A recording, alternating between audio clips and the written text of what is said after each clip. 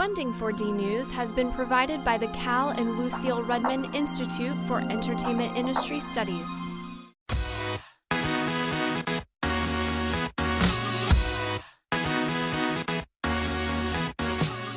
Coming up, how to find love on campus and paintball, yes or no, on this episode of D-News.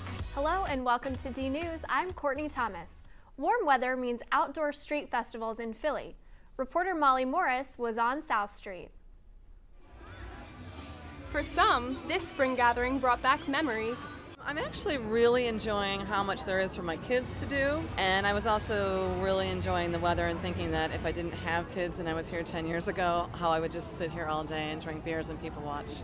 For others, it was all about the crowd, especially the members of Four Legs. I'd have to say my favorite part has been seeing all the dogs. There are some really cute dogs right here.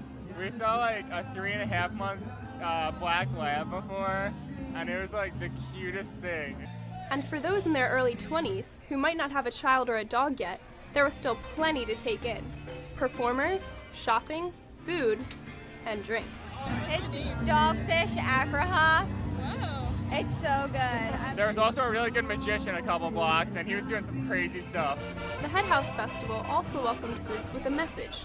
The streets were lined with booths representing breast cancer, the Boy Scouts, Greenpeace, and more. We came because the festival seemed like a great opportunity to get people interested in the environment. And of course, what festival would be complete without music? My favorite part was the German folk band.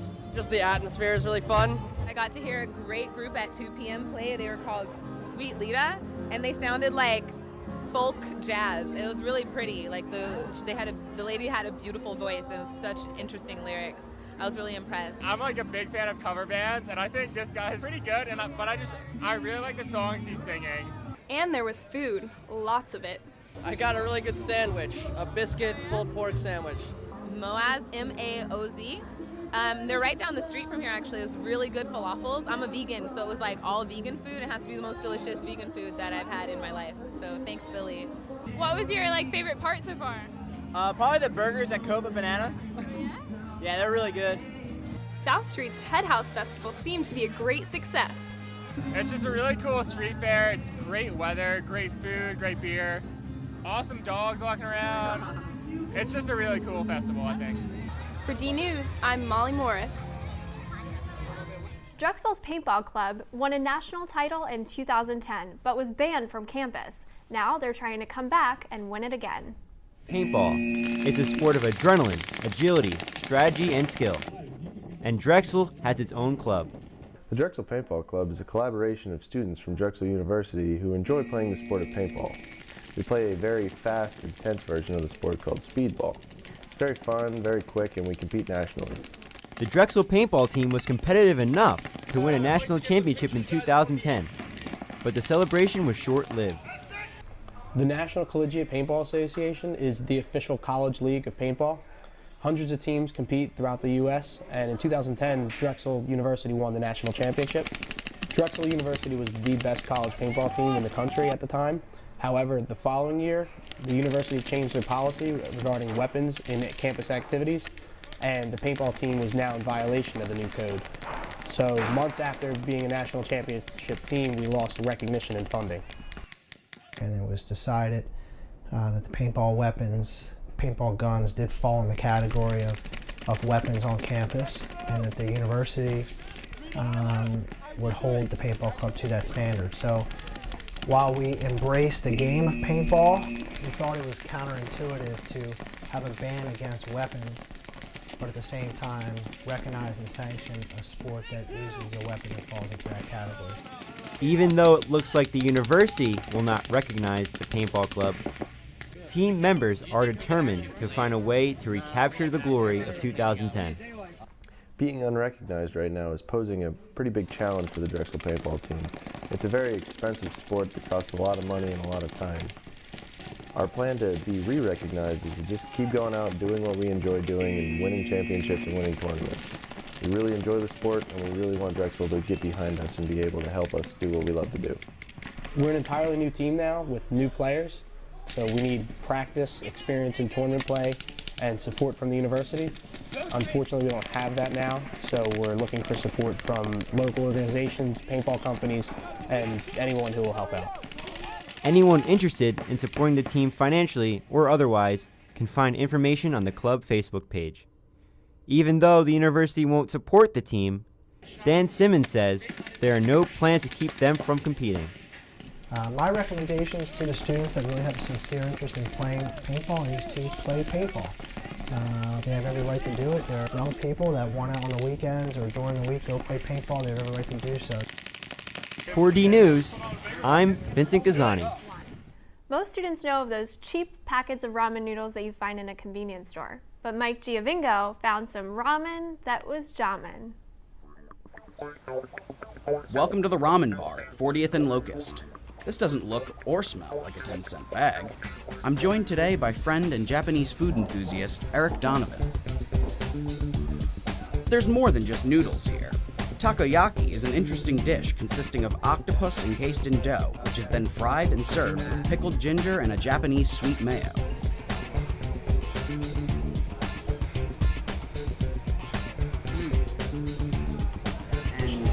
Gyoza? Am I pronouncing that right? Gyoza. Gyoza. He says it that way. The chef says gyoza. I think it's an accent difference. Yeah, I don't know. He's from South Japan, so. So you know what? I'd go with what he says.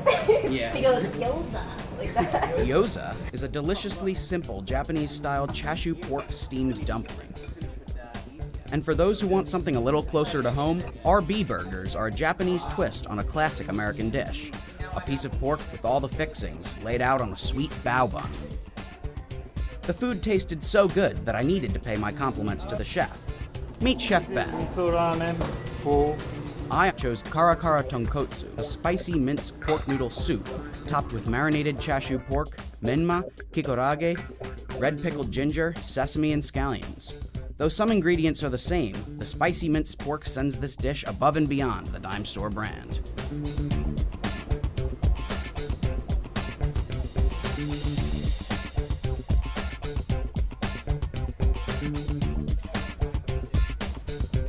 Ramen Bar is located behind the Rave Theater in University City.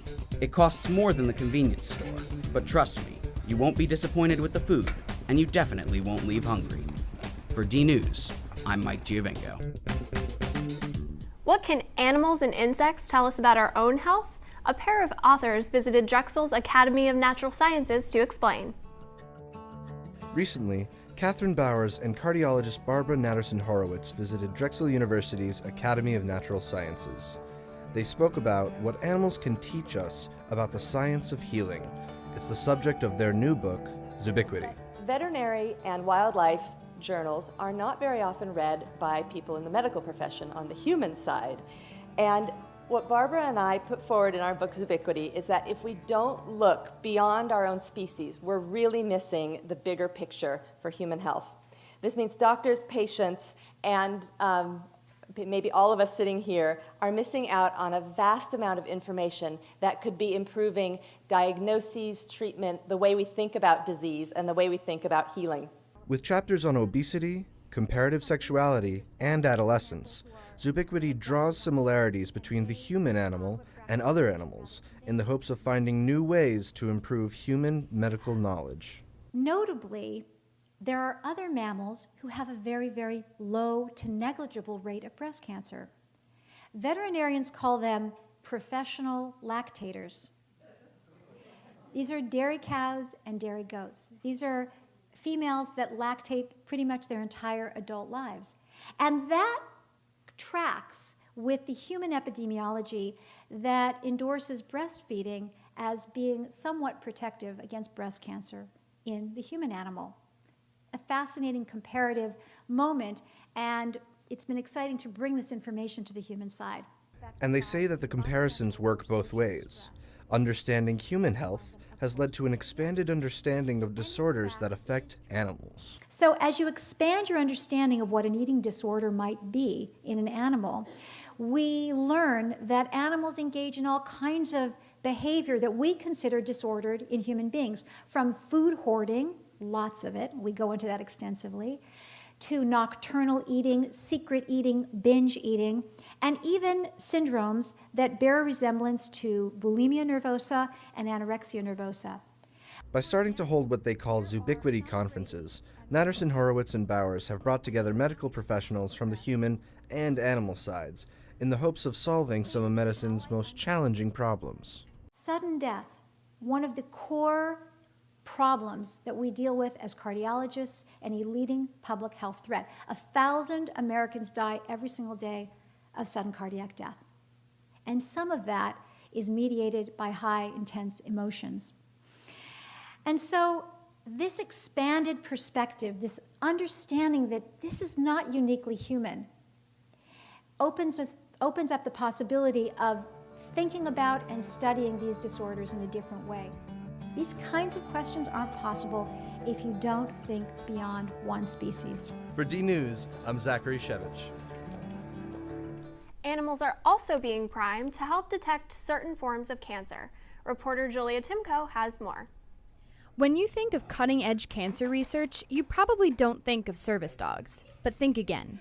Dr. Cynthia Otto, an associate professor at the University of Pennsylvania School of Veterinary Medicine, has been working at the Penn Vet Working Dog Center, training dogs for detection work. Included are 3 special dogs that will be trained to detect ovarian cancer in lab samples. My experience has been with search and rescue dogs, starting in about 1994, and I worked with them as a veterinarian to take care of them under field conditions, make sure they were healthy and able to work. And probably the biggest life-changing event for me, as well as for most people, was the experience at 9/11. I worked with the dogs for 10 days up at Ground Zero and have been following the medical and behavioral changes in the dogs, or shall we say lack of changes in the dogs, ever since. So that inspired me. It showed me what the dogs were capable of doing and how important they were to us. Here is Britt, a year-old Labrador. The dogs are taught to do a number of basic commands, balancing and coordination tricks through positive reinforcement and play. This way, they can learn to search for certain scents in order to gain a reward. This can be used in a lab setting by having the dogs sniff samples. Here, Britt is performing a search for a toy. When she finds it, she is rewarded with tug play. Dr. Otto says that dogs that are quieter in identifying toys are chosen for lab work.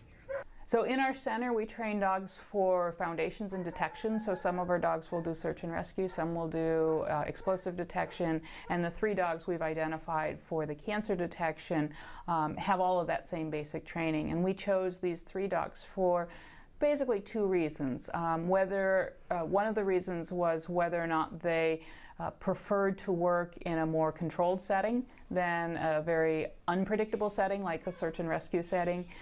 So the dogs that were happier working in a little bit more controlled setting made us think about them. According to Dr. Otto, dogs' noses are much more sensitive than machines. They can tell an odor at a much lower concentration than a machine can, and in addition, the dogs are able to separate out the different components much more easily than a machine. It's even possible that the dogs can help detect other kinds of cancer. We absolutely believe so, and we started with ovarian cancer because it is such a deadly disease, and if it can be picked up earlier, then the chance of curing it is much, much higher. And so to come up with an effective, relatively inexpensive, non-invasive type of method is our ultimate goal, so that we can help save a lot of lives. But this whole principle will apply to many other types of cancers, and we hope to be able to pursue that as well. Dr. Otto has a special meaning behind the names she chooses for her dogs. All our dogs are named after dogs that worked at 9/11, and so we're really honored to be able to recognize the work that they did and know that the dogs that are their legacies can go forward and save lives in any number of ways, whether it's through cancer detection or search and rescue or explosive detection. For DNews, I'm Julia Timko. A Drexel vocal ensemble were jazzing it up on campus, and they were looking good, too. Concertgoers were treated to an intimate coffee and jazz performance by Naturally Sharp at McAllister Hall. Naturally Sharp is Drexel's vocal jazz ensemble, which means we sing basically anything that swings, jazz music all through the era, from like early 1900s to recent times. Comprised of everybody in the college. There's engineers, business majors, music industry majors. It's got everybody. The setlist featured songs of the 20th century. The classic red dresses, tuxedos, round tables, and coffee served as a perfect setting for staying true to the past. Okay, so every year for Naturally Sharp, our jazz ensemble, we do a coffee and jazz concert because, jazz is associated with, coffee shops and everything from the past. And so, we try to stay a little bit true to that and have this event every year. The standout performance of the night was Feeling Good, sung by Erin Park. The song was written in 1964 and has since been covered by many artists, including Michael Bublé. As a senior, Erin chose Feeling Good as her favorite song.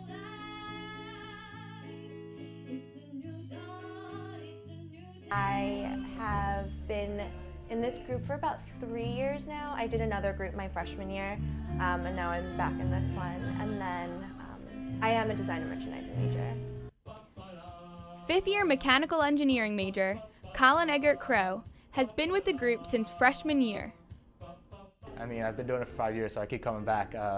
It's good people, it's fun music. I've really gotten into jazz since I've been here, and it offers scholarships, so it helps with the bill a little bit. Naturally Sharp also appears off campus throughout the city. They're currently in rehearsal for a performance at the Drexel Law School graduation. For DNews, I'm Madeline Sapansky. Thousands of SEPTA commuters will soon find it easier to get on board. Jeff Sindrick has the story. SEPTA is currently in the process of taking their fare payment system from old school to new school. We're one of the last remaining properties that use tokens and paper transfers and paper tickets. So we wanted to create a vision of how we could make fare payment more convenient to the customer. SEPTA's fare system revamp goes by the name of New Payment Technologies and has been in the works for years. As we created our vision, we looked beyond transit and transportation, and we examined how people pay for other goods and services, and we tried to emulate how they pay for other goods and services. We want to take on the role of a merchant that accepts Visa, MasterCard, and embrace emerging technologies such as NFC phones, contactless credit and debit cards, because we think that's where everything is going to be. SEPTA's new payment technologies allow you to pay how you please, even from the comfort of your own home. So there'll be a complete customer support network, so someone can go through a traditional website, using a computer or using a smartphone, and they'll be able to set up an account. They'll be able to see their travel history, how they were charged for that. They'll be able to set up an account and register for automatic replenishment. They'll be able to buy passes, electronically, so they won't need to go and wait in line anymore and make purchases. Riders will have access to these special features soon. The transit phase, public should begin to see new equipment in the second half of this year. And for the railroad, that will be complete in the second half of 2014. Although the project is far from completion, SEPTA customers seem ready for the long-awaited change. I think it'll be a lot more convenient, so I always lose tokens, so a card is going to be great. SEPTA officials say seamless travel across all services, including regional rail, will be the first of its kind in the industry. For DNews, I'm Jeff Sindrick. We asked Irish exchange student Amy Guinan to come up with an authentic Irish bar in Philly. She came up with the Plough and the Stars. Situated in the heart of Philadelphia's Old City, the Plough and Stars Irish Bar is one of few with a real feeling of the traditional Irish culture. One of the Irish-born owners, Austin McGrath, says he wanted the feel of Dublin in Philly. We didn't like any of the Irish bars in Philadelphia. We didn't think they were like you would find a bar in Ireland, especially in Dublin, so we thought we'd try and open one. And we opened the Bards in 20th and Walnut, and we had it for about 6 months, and then we sold it and we opened this one. The name of the bar comes from a famous Irish play from the 1920s. It's a play written by Sean O'Casey, came out, was produced in the Abbey, first I think around 1922, and of course caused riots like O'Casey plays did. Yeah, because there's foul language and short skirts and stuff in it, yeah. Contrary to popular beliefs about the Irish people, McGrath thinks the Americans match the Irish for drinking. despite the differences in drinking cultures between each country. Irish people don't actually drink as much as Americans, but we do it in public. Like, very rarely in Ireland would you get a case of beer and take it home and drink by yourself, you know. It would be very strange for that to happen. The most memorable aspects of the Plough and the Stars are not just the beer and good company, but the real effort to encapsulate the surroundings of a bar in Ireland. One of the things we looked at, especially here, was that if you wouldn't find something in a bar in Ireland, it wasn't going to come in here. So we try to stay away from neon and plastic shamrocks. Well, Celtic crosses, I don't know, people think they're gravestones, but they're actually Celtic crosses. And most of the paintings are done by Barry Maguire, who does landscapes from Ireland, because they're all for sale and the prints are for sale. And of course, an Irish bar wouldn't be Irish without heavy emphasis on sport. Oh yeah, everybody watches sport, especially how could you beat Gaelic? Sure, it's the greatest sport ever, apart from hurling. At the end of the day, the Plough and the Stars does what it does best by keeping things simple. We're here 15 years now and nearly almost forget what the concept was to begin with. But we just try to have a good bar and good food and good beer and friendly atmosphere. For DNews, I'm Amy Guinan. Veteran NBC reporter Bob Dotson visited the Community College of Philadelphia to share his considerable wit and wisdom. Dotson, who has won 8 Emmy Awards for reporting, started his career in local TV and there found his calling.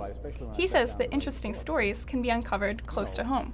People in your own backyard, behind the media mirror, probably have already figured out a solution to the challenges you're facing right now, and you're facing it as if it's new, because we've had at least a generation, maybe more, where we haven't asked ourselves, well, how did we get here? Later, he revealed how he overcame a huge obstacle in his own childhood. It's not a question of being dealt a good hand, it's playing a bad hand well. When I was a little kid, at 2 years old, I had polio, and I couldn't get out of bed on my birthday. And I was not able to put my left foot down until I was 9 years old. So what tips does Mr. Dotson have for budding storytellers? He told us about his secret rule of 3. People always answer your questions in threes. They give you the answer they think you've asked, and then they explain their answer. And then if you pause before jumping in again with another question, if you let them fill the silence, they get a little nervous because they figure you don't yet know what their point was, and they'll go, well, dummy, that's why I killed my wife. And then you got your soundbite. And Mr. Dotson says he's still just as happy with his career as ever. My best story? The next one. For DNews, I'm Molly Morris. Thank you. And finally, in a big city and on an urban campus, how does one find romance and love? Josh Weiss asked around. When going to a school with thousands of students, it might just be a bit difficult to find that special someone to spend the rest of your life with. So I asked Drexel citizens just how they feel about the art of dating. Talking to a member of the opposite sex can be more nerve-wracking than defusing an active bomb. I just wondered whether by any chance you wouldn't like to, no, of course not. I'm an idiot.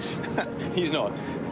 Excellent, fantastic. Lovely to see you. Many students gave me their strategies for approaching such a situation. I was nervous, so I would try to make like a joke, maybe like, I don't know, cut the tension in between us. I'd go right up and talk to her. No nerves. Just to ask them questions, because girls love talking about themselves. Write her a note. That's kind of elementary. I don't know.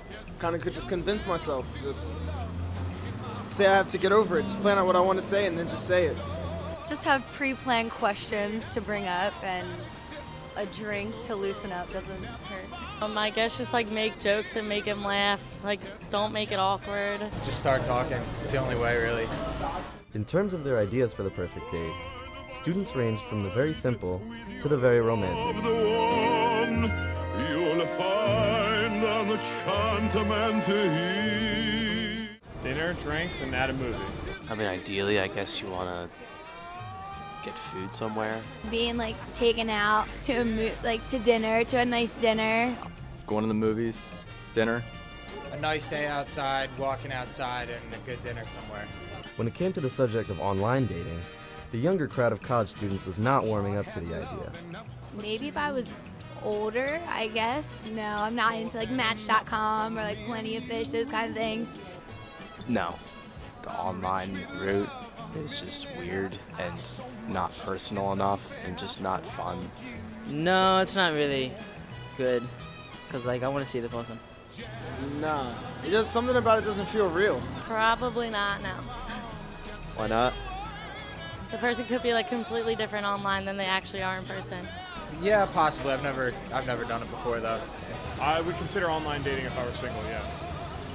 Although fun to watch in the movies, cheesy pickup lines may not be as commonly used as you think. We really should be going. I swore that I would never get involved with a coworker. Wait. What if just for tonight, we weren't co-workers, we were co-people? Are you an angel because you just fell from heaven? Are you from Tennessee? Because you're the only 10 I see. I don't think I have one. Probably just say hello. It's probably best to go without the pickup line. Just be conversational. Well, there you have it. Looks like Cupid has his work cut out for him. For D-News, I'm Josh Weiss. And that's a wrap for this episode of D-News. This is my last show hosting before I graduate, and I just wanted to take a moment to thank Marty Zide and the rest of the DUTV staff for making an opportunity like this possible for students like myself. I'm Courtney Thomas, and thank you for watching. The production of D-News has been made possible with the generous support of the Cal and Lucille Redmond Institute for Entertainment Industry Studies, the Office of University Communications, and the Antoinette Westfall College of Media Arts and Design.